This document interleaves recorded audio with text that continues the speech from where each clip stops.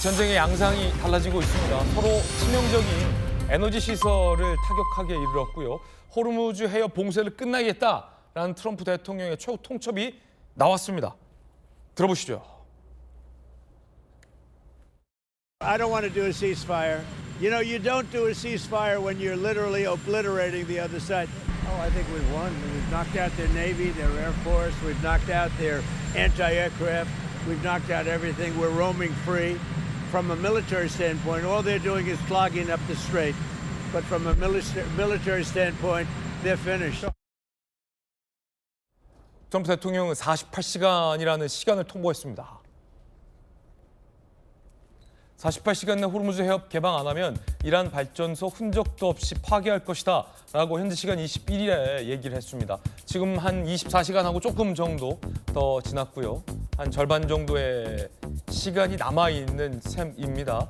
이란이 호르무즈 해협 봉쇄를 풀지 않으면 전격적인 이란의 젖줄 발전소를 흔적도 없이 파괴하겠다라고 최후 통첩 경고를 한 겁니다. 아무래도 이 호르무즈 해협 봉쇄가 길어지면서 우방국이나 전 세계 유가에도 큰 타격을 주기 때문에 트럼프 대통령 입장에서는 마지막 칼을 뽑았다라고 볼 수밖에 없을 것 같고요. 일부 외신 보도를 보니까 공수부대들이 지금 투입일 대기 중이다 이런 보도도 나오던데 예. 전성 원장님 예. 현재 상황은 어떤 상황입니까? 예, 그 트럼프 대통령이 호르무즈 해협의 봉쇄에 대해서 상당히 심각성을 느끼고 지금 48시간 내에 개방을 안 하면은 이제 이란의 발전소를 타격하겠다는 것은 전력망을 완전히 끊어버리겠다는 정전 거죠. 사태를 만들겠다. 예, 그러면 이란 전체 사회 자체가 이제 마비가 되니까 그렇게 해서 이란에 충격을 주겠다는 얘기인데 아직 저 시간이 남아 있고 또 48시간이 지나더라도 트럼프 대통령이 즉각적으로 행동에 옮길지는 좀 두고 봐야 됩니다. 네네. 또 이란에서는 이란 나름대로 만약에 그렇게 하면 우리도 주변 국가 이스라엘 이런데 발전소를 똑같이 눈에는 눈식으로 대응하겠다 이렇게 얘기를 했어요. 지금 보니까 최정예 공수부대나 아니면 이 해병사단이 투입 준비를 마치고 있다 이런 외신 보도도 많이 나오고 있거든요. 그렇습니다. 그 지금 일차적으로 해병대 2,500명이 오. 오키나와에서 지금 그 출발을 해서 이미 아마 출발했어요? 이번 주에는 페르시만 쪽으로 갈 거고요. 네네. 2차로 샌디에고에 있는 또 해병 원정단이 또 출발을 했습니다. 샌디에고면 미 본토에서 나가는군요. 한 본토에서요. 2,200여 명. 네, 그래서 이제 전체적으로 한 5,000명 정도가 이제 투입이 될 예정이고. 저건 뭡니까? 육군 8위 공수사단. 저 8위 공수사단은 이제 공수부대죠. 공수부대요. 그야말로. 오. 공수부대는 이제 이동에 별로 시간이 안 걸리죠. 그냥 비행기로 가가지고 떨어뜨리면 되니까. 저 공수부대가 이 전 세계 어디든 일정 시간 내에 조기에 투입될 수 있다라는 그 부대 아닙니까? 그렇습니다. 저 82 공수사단은 우리에게 국제적으로 상당히 큰 그 인상을 남긴 적이 있어요. 예. 그 2021년도에 미국이 아프가니스탄에서 최종적으로 철수할 때 마지막까지 남아있던 부대가 저 부대고 마지막 항공기 그 수송기에 최종 마지막으로 탑승한 사람이 저 82 공수사단 사단장입니다. 아 그렇군요. 그 사람이 이제 그 야간에 수송기에 탑승하는 장면이 찍혀가지고 전 세계에 좀 퍼진 적이 있는데 그만큼 저 부대는 훈련이 잘 돼 있고 군기가 센 부대이기 때문에 저 부대가 사실 지난번에 그 미국의 본토에서 그 훈련하다가 훈련을 중단하고 이동을 했거든요. 예. 그때부터 중동 지역에 파견되는 것이 아니냐는 여러 가지 의구심은 있었습니다. 그러면 지금 거론되는 부대들이 무시무시합니다. 오키나와에서 출발한 2,500여 명의 해병대원들, 그리고 미 본토에서 출발한 2,220여 명의 해병대원들, 그리고 언제든 스탠바이를 마치고 있는 미국의 이른바 악명 높은 공수부대 대원들까지 중동, 특히 이제 이란 지상전 투입을 대기 중이다라는 건데 만약에 이란 호르무즈 해협 봉쇄를 풀지 않으면 어떻게 되는 겁니까? 그러니까 저 부대를 동원한다는 얘기는 이제 이란의 뭐 전체적인 본토로 들어간다기보다는 네네. 호르무즈 해협을 열도록 하기 위한 군사작전이라고 볼 수 있는데 예. 몇 가지 가능성이 있는데 이제 지난주에 왜 이란의 그 정유시설이 있는 카르라는 섬을 이제 공격하지 않았습니까? 네네. 군사 기지를 그 섬을 이제 점령한다는 시나리오가 하나 있고 그거는 이제 페르시아만 깊숙이 있습니다. 이란 쪽으로 다른 한 저기는 이제 페르시아만 입구에 몇 개의 섬들이 있습니다. 그 섬들을 장악해가지고 이제 이란 본토를 향해서 이제 그 우리 그 유사선을 공격하지 못하게끔 작전을 네네. 편다는 이런 몇 가지 시나리오가 있어서 그 구체적으로 돌아가는 상황은 이제 앞으로 좀 더 지켜봐야 되지 않을까 생각이 됩니다. 그렇군요. 자, 그 가운데 이란이 이런 입장을 냈습니다. 더 강력한 보복, 에브라힘 졸파가리 이슬람군 대변인이라고 합니다. 이제 눈에는 눈 원칙에서 더 나아가 적대국의 어떤 공격에도 더 심각한 결과로 대응할 것. 이란 발전소 겨냥한 미국의 위협이 실행되면 호르무즈 해협은 완전히 폐쇄되고 발전소가 재건될 때까지 다시 열리지 않을 것이다. 라며 이란은 일단 초기 입장은 해협 봉쇄를 풀지 않겠다라는 입장을 냈습니다. 하지만 한편으로는 이란이 이런 입장도 냈습니다. 적을 제외한 모든 선박에게 호르무즈 해협을 개방한다. 또 이런 입장이 전해지고 있거든요. 호르무즈 해협은 이란의 적과 연계된 선박을 제외하고 모든 선박에게 개방돼 있다. 이란 정부와의 보안, 안전 조율을 거치면 통과 가능하다. 대놓고 거짓말을 하고 있는데 지금 모든 선박이 개방돼 있다뇨. 저게 이제 개전 초기부터 이란의 사실 입장이었어요. 예. 지금 호르무즈 해협을 통과한 선박들이 있죠. 중국 선박, 중국 선박, 인도 선박. 예. 그리고 이제 보도에 따르면은 지금 일본도 이란 정부하고 협의하고 있다는 얘기가 나오고 있습니다. 그러니까 이란은 적을 분명히 하죠. 미국, 이스라엘 그리고 그 동맹국들. 지금 전쟁에 참여하는 이란에 대한 공격에 참여하는 국가들은 우리의 적이지만 그 외에 다른 나라들은 우리의 적이 아니기 때문에 정상적인 통행을 보장한다라고 해서 미국, 이스라엘 대 국제사회 다른 국제사회하고 이렇게 갈라치기를 하고 있는 거죠. 아니, 어떻게 보면 외교 전략입니다. 중국 선박 빼고는 아무 나라도 지금 통과 못 하고 있잖아요. 인도 빼고는 인도 통과하고 있고. 예를 들어 뭐 프랑스가 통과했습니까? 영국이 통과했습니까? 우리나라가 통과했습니까? 통과하면 쏘려고 한다는 거죠. 실제 쏘기도 했고. 지금 이제 정말로 어떻게 상황이 믿습니까? 이렇게 되고 있는데 예. 지금 그래서 프랑스하고 영국도 이란 정부하고 소통을 하고 있습니다. 예. 일본도 소통을 하고 있고 그래서 이 상황이 진행되면서 그런 쪽으로 갈 가능성이 있는데 물론 그 과정에서 이제 지금 뭐 서방에서는 호르무즈 해협 봉쇄를 풀기 위한 어떤 연대도 지금 움직이고 있지 않습니까? 이렇게 두 가지 입장이 이제 교차하면서 막 복잡하게 진행되고 있는데 네. 이 과정에서 이제 상당히 유동적인 게 만약에 이란에서 이제 군사적으로 이제 어떤 대응을 하는 과정에서 서방의 어떤 선박이라든가 해군 함정이 좀 피격이 된다든가 이런 손실이 생길 경우에는 또 전세가 또 완전히 달아질 수 있는 거죠.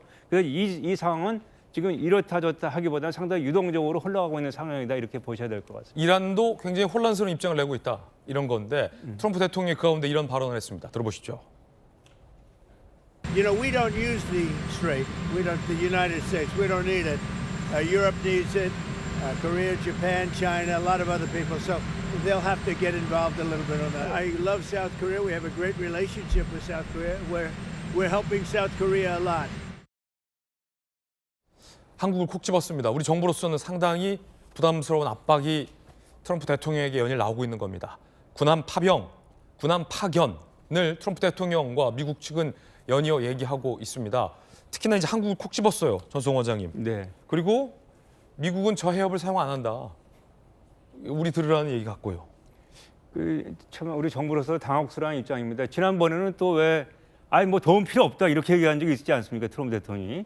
그러다 또 그다음날 갑자기 또 그 통행을 하는 국가에서 책임지고 해야 된다 이런 식으로 나오니까 문제가 되고 있는데 지금 이거는 사실 우리나라만의 고민이 아니고 영국, 프랑스 등등 여러 나라가 다 같이 고민을 하고 있고 사실 지난주에 G7 국가 중에서 이제 미국이 빠지고 네덜란드가 들어간 7개 나라가 이 통행 문제에 대해서 이제 물론 이란을 규탄하면서도 동시에 호르무즈 해협의 통행을 열기 위해서 좀 노력하겠다 이런 그 기본적인 입장을 냈고 주말 사이에 또 우리나라를 포함해서 많은 나라들이 거기에 동참해서 지금 22개국 정도의 나라들이 좀 방법을 모색해봤다라고 이제 얘기를 하고 있는데 그거는 이제 한편으로는 저런 트럼프 대통령의 어떤 압박을 좀 대처하는 측면도 있고 또 이란과의 어떤 그 적대적인 관계를 가지 않으면서 동시에 호르무즈 해협의 그 안전한 통항을 통해서 이제 자기네 나라들의 여러 가지 국익을 창출하겠다는 그런 목적이 있어서 지금 국제적으로 이제 연대가 되고 움직이고 있기 때문에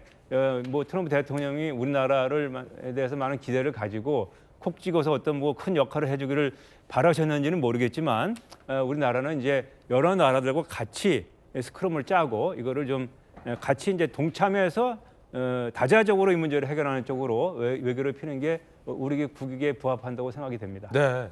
하지만 이 국제사회에서는 이런 스크럼이 호르무즈 해협의 봉쇄를 풀 가능성은 낮다라고 냉정하게 바라보고 있습니다. 현실적인 문제라는 건데요. 정치권에서 사실 공방이 되고 있거든요. 정혁진 변호사님, 한국을 콕 집었어요. 연이어 한국을 콕 집고 있어요. 그 이유 중에 하나는 미국 입장에서 볼 때도 호르무즈 해협을 통과하는 원유를 상당히 의존하고 있는 나라가 또 대한민국이고, 미국에 있어서 일본과 대한민국은 역시나 최우방 동맹국이기 때문에 미국 입장에서 볼 땐 다른 나라들이 도와주지 않아도 한국과 일본은 도와줘야 된다라는 입장으로 계속 압박해 오고 있는 거거든요. 정부의 고민도 깊어질 것 같은데 어떻게 해야 된다고 보십니까?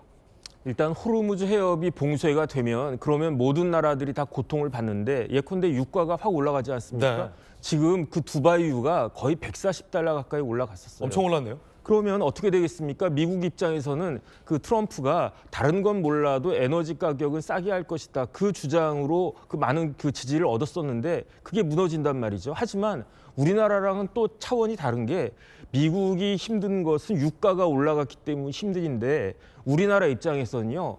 호르무즈가 막히면은 기름을 돈 주고도 못 사는 그런 상황이 되는 거 아니겠습니까? 우리나라가 보유하고 있는 석유 매장 석유 비축량이 정부 7,500만 그 배럴, 그다음 민간 7,500만 배럴 해서 1억 5천만 배럴밖에 안 되는데 이게 200일치분이거든요.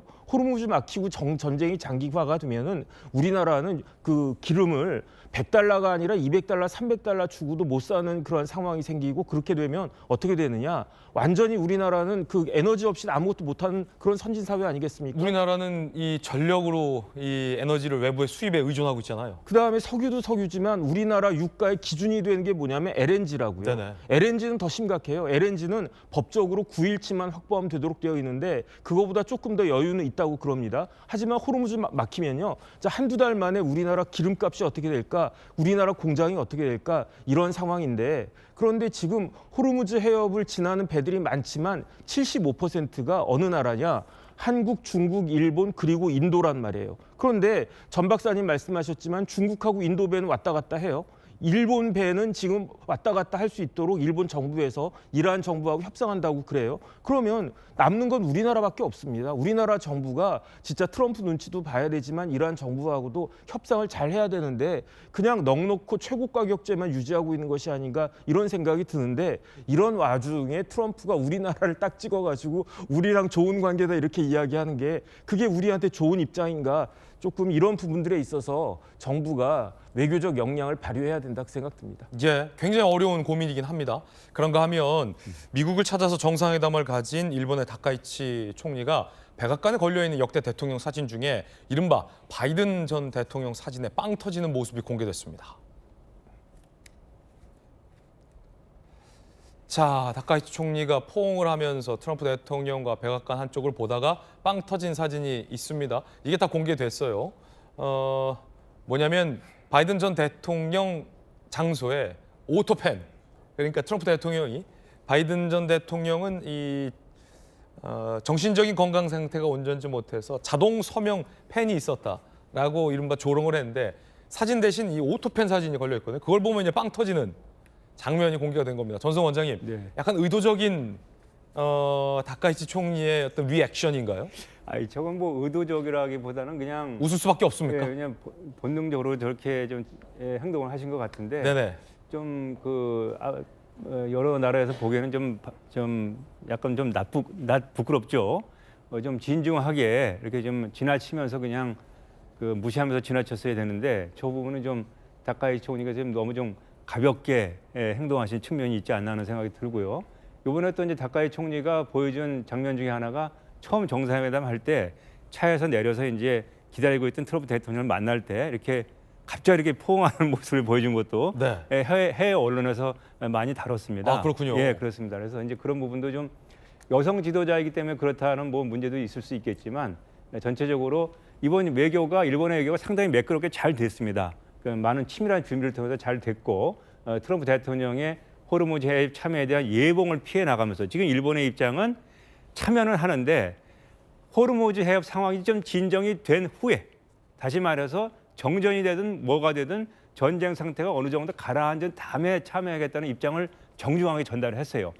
거기에 대한 불만을 달래기 위해서 이제 여러 가지 제2차 미일 경제협력 패키지를 들고 가서 이제 미국을 이제 달랜 거거든요. 그런 차원에서는 외교는 잘 됐는데 그 수상의 저런 그 어떻게 보면 좀 돌발적인 행동 자체가 전체적인 그 그림에 약간의 그 좀 오점이 될 수도 있고 그런 생각이 듭니다.